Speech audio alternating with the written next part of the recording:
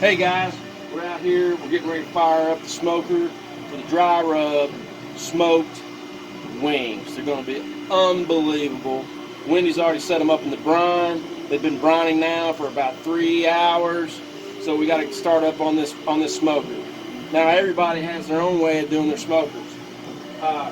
If you look, and sorry it's a little bit in the late afternoon here in central Kentucky, everybody knows that the primary thing on your smoker, the key is airflow.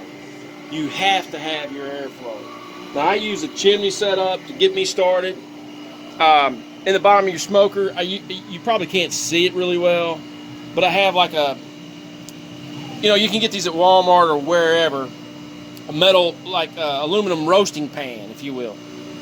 You want to clean that out every single time. But now what I do, a trick that I do, is on the edges, as you can see, in the front and even in the back here, okay, I keep my pile of ash from the old ash.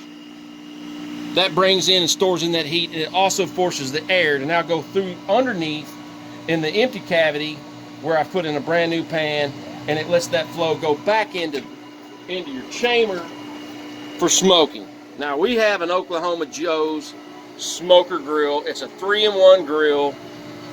We have smoker, we have a charcoal side, and we have propane gas.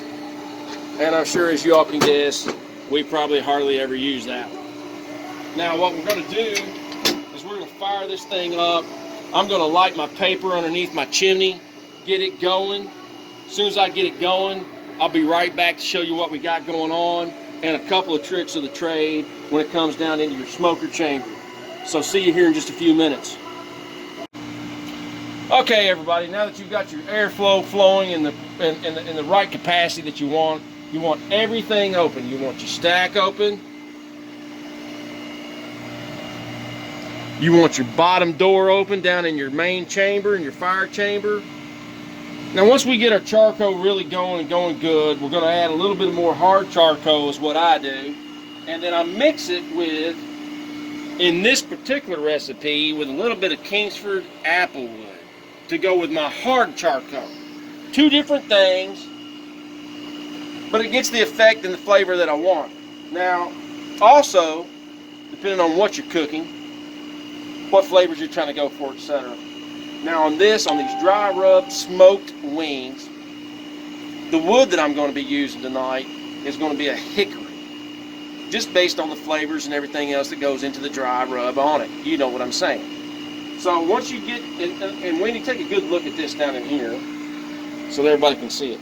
Once you start getting your ash on your charcoal, add a few more, and that's the hard charcoal on the bottom, excuse me, mixed in with a little bit of that applewood charcoal. Once you get the ash showing, at that point, put on some fresh, and then start throwing in your wood chips.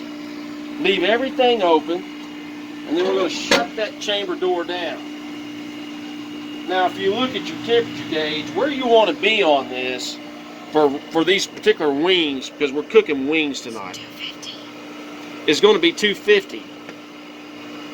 And you want to keep that there for an internal temperature of about 165 degrees, which means we're going to cook these things slow and low, and we're going to cook them for about an hour, hour and a half, all based on 5 to 6 pounds.